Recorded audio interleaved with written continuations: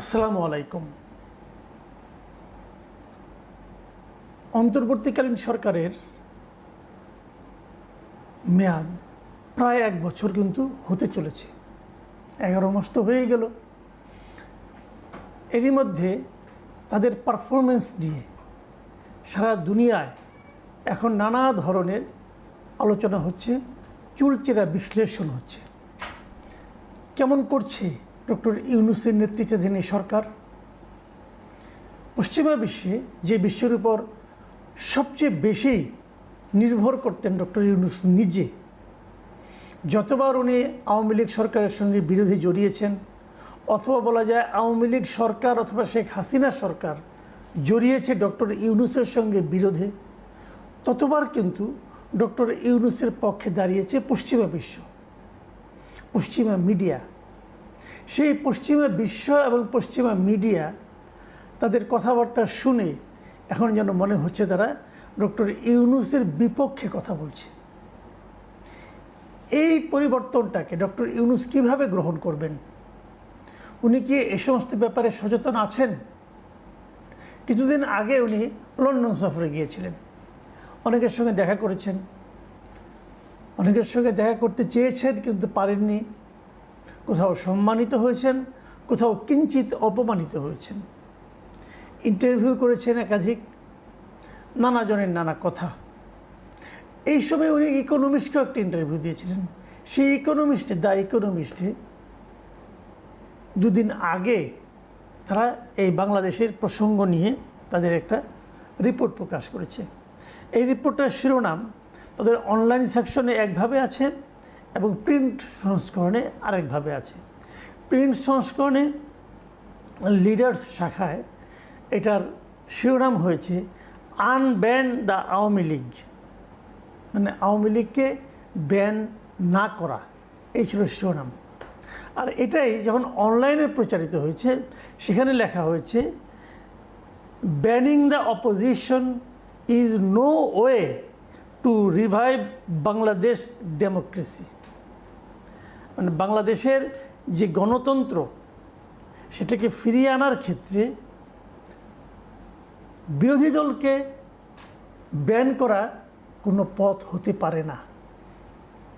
বুঝতে পারছেন, ডক্টর ইউনূস এ সময়ে রাজনৈতিক অঙ্গনে সবচেয়ে বড় যে স্টেপটা নিয়েছেন সেটা নিয়েই উনি সবচেয়ে বেশি বেকায়দায় পড়ে গেছেন। উনি আওয়ামী লীগকে ব্যান করে ঠিক করেননি। হয়তো বলবেন আওয়ামী লীগকে তো ব্যান করা হয়নি। হ্যাঁ, ব্যান করা হয়নি, কিন্তু আওয়ামী লীগের কর্মকাণ্ডকে, রাজনৈতিক কর্মকাণ্ডকে নিষিদ্ধ ঘোষণা করা হয়েছে যতদিন পর্যন্ত না বিচার হয়। তো বিচার তো আর কালকে হচ্ছে না। এই বিচার হতে যদি 5 বছর লাগে, তো 5 বছর আওয়ামী লীগ কোনো রাজনৈতিক কর্মকাণ্ড করতে পারবে না। আর আপনি যতই বলেন না কেন, যত যাই বলেন না কেন, আপনি প্রমাণ করতে পারবেন না যে এই সিদ্ধান্তটা, এই যে আওয়ামী লীগকে রাজনীতি করতে না দেওয়ার সিদ্ধান্তটা, এটাকে খুবই গণতান্ত্রিক সিদ্ধান্ত বলা যাবে। এটা প্রমাণ করা কঠিন, সম্ভব না, ইম্পসিবল। এটা জাস্ট গাইড জুড়ে আমি বলবো। আপনি হয়তো বলবেন এটা আইনের মাধ্যমে, আইন মানে একটা কালো আইনের মাধ্যমে, একটা নির্বাহী আদেশে একটা কালো আইনের মাধ্যমে এই কাজটা আপনারা করেছেন। এই যে গায়ের জোরে একটা সিদ্ধান্ত নেওয়া, আমি শুরু থেকেই কিন্তু বলে এসেছিলাম যে এই কাজটা এই সরকারের জন্য বুমেরাং হয়ে যাবে। তখন বিএনপি একটা খুব অদ্ভুত ভূমিকা পালন করেছে। বিএনপি মুখে মুখে বলেছে তারা কোনো দলের নিষিদ্ধ চায় না। যখন এই ঘটনাটা ঘটেছে, যখন সরকার এরকম একটা সিদ্ধান্ত নিয়েছে, তখন তারা কিন্তু কোনো প্রতিবাদও করেনি। সরকার ভেবেছে কেউ তো প্রতিবাদ করছে না, এটা বিরাট কাজ আমি করে ফেললাম।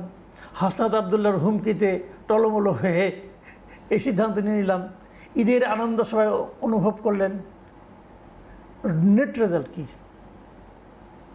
নেট রেজাল্ট হলো বিদেশের মাটিতে অথবা বিদেশি মিডিয়াগুলোর কাছে এই সরকারের এই কর্মকাণ্ডকে তারা প্রশ্নের মুখে তুলে দিল এবং বিদেশি মিডিয়াগুলো এটা সমালোচনা করলো এবং তারা বলেছে এই কাজটা তারা ঠিক করেনি। যে রাজনৈতিক ঐকমত্য গঠন করার কথা ছিল, শেখ হাসিনা সরকারের পতনের পর দেশটাকে সামনের দিকে অগ্রসর করে নেওয়ার জন্য যে যে পদক্ষেপগুলো নেওয়া উচিত ছিল সেই সব পদক্ষেপ নেওয়ার ক্ষেত্রে সবচেয়ে বড় বাধার যে কাজটা, সে কাজটা হলো এই একটা রাজনৈতিক দলকে তার রাজনৈতিক কর্মকাণ্ডকে নিষিদ্ধ ঘোষণা করা।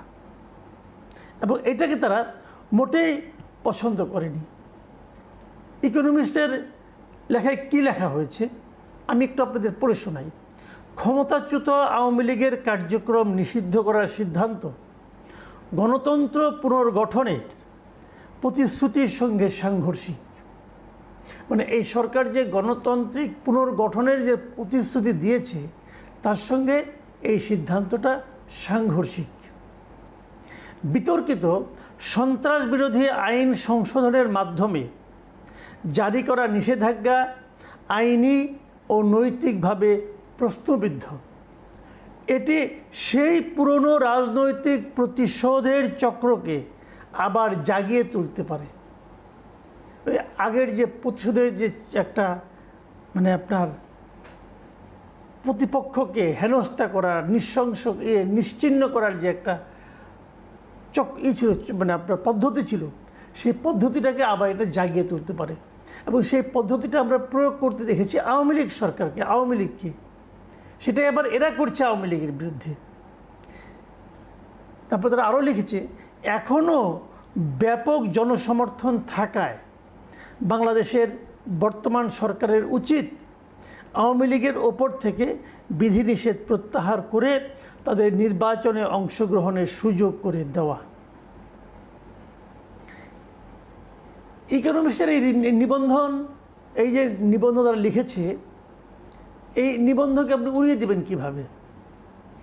এখন কি আপনি বলবেন যেটা আগে বিএনপির ব্যাপারে বলা হতো, আওয়ামী লীগ বলতো, বিএনপির পক্ষে কিছু গেলে আওয়ামী লীগ বলতো এটা বিএনপির লোকজন, জামাতের লোকজন টাকা দিয়ে করিয়েছে। এখন কি আবার এই সরকার বলবে এটা আওয়ামী লীগ টাকা দিয়ে করিয়েছে? আমরা একটা অদ্ভুত মানে মানসিকতা, অদ্ভুত আচরণ আমাদের সরকারগুলির মধ্যে দেখি। আমাদের সরকারগুলো সবসময় আমি দেখেছি যে যখনই নিজেদের বিপক্ষে যায় তখনই সেখানে যারা বিরোধী দলের ষড়যন্ত্র খুঁজে পায়। এখন ইকোনমিস্টকে সেই ষড়যন্ত্রের মধ্যে ঢুকে গেল কি না ডক্টর ইউনূস নিজে ভালো বলতে পারবেন।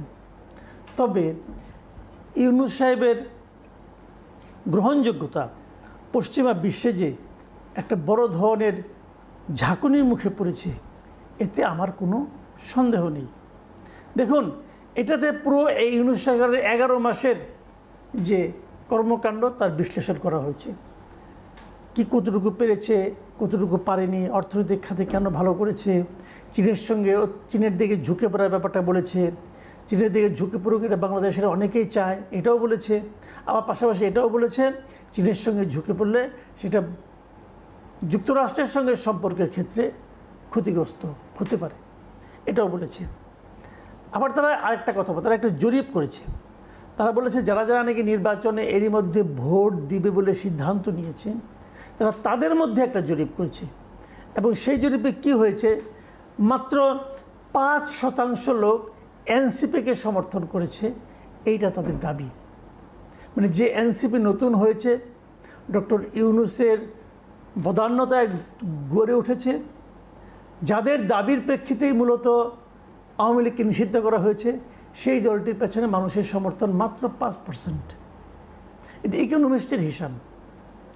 সেখানে বিএনপির সমর্থন হলো 42%, জামাতে ইসলামের সমর্থন হলো 32%। এবং আওয়ামী লীগ নির্বাচনে অংশ নেবে না এটা তারা জানে, জেনে তারা আওয়ামী লীগের পক্ষে কিছু বলার সাহস পায়নি অথবা ভয় পেয়েছে। তারপরেও একটা বড় অংশ তারা সাহস করে বলেছে যে তারা আওয়ামী লীগকে ভোট দেবে। সেই সংখ্যাটা কত? সেই সংখ্যাটা 14%। আওয়ামী লীগ ইলেকশনে করবে না, তারপরে তারা আওয়ামী লীগকে সমর্থন দিচ্ছে। যদি আওয়ামী লীগ ইলেকশন করতো, যদি আওয়ামী লীগকে সমর্থন করাটা আইনগতভাবে অপরাধ না হতো, তাহলে এই সমর্থনটা কোথায় যেয়ে দাঁড়াতো? এমন একটা দলকে আপনি নিষিদ্ধ করে দিয়েছেন, সেটাকে গণতান্ত্রিক দেশগুলো ভালোভাবে নেবে আপনি কিভাবে আশা করেন? ইকোনমিস্টের মতো পত্রিকা যখন সরকারের এভাবে সমালোচনা করে, ইকোনমিস্টের মতো পত্রিকা যখন বলে যে কোনো দলকে নিষিদ্ধ করা গণতন্ত্রের দিকে যাওয়ার পথে কোনো ভালো কাজ নয়, তখন বুঝতে হবে ডক্টর ইউনূসের গ্রহণযোগ্যতা সারা দুনিয়াতেই কমে যাচ্ছে। তখন বুঝতে হবে যে প্রতিশ্রুতি, গণতন্ত্রের যে প্রতিশ্রুতি দিয়ে ডক্টর ইউনূস দায়িত্ব নিয়েছেন, তিনি সেই প্রতিশ্রুতি পালনে মর্মান্তিকভাবে ব্যর্থ হতে যাচ্ছেন। প্রিয় দর্শক, এখনও যারা আপনারা ডক্টর ইউনূসের উপরে আশায় বুক বেঁধে আছেন, তাদেরকে আমি বলবো ইকোনমিস্টের এই প্রতিবেদনগুলো এবং ওয়েস্টার্ন ওয়ার্ল্ডের যে মিডিয়া আছে তাদের প্রতিবেদনগুলো পড়ে দেখেন। প্রিয় দর্শক, এখন এই পর্যন্তই। আল্লাহ হাফিজ।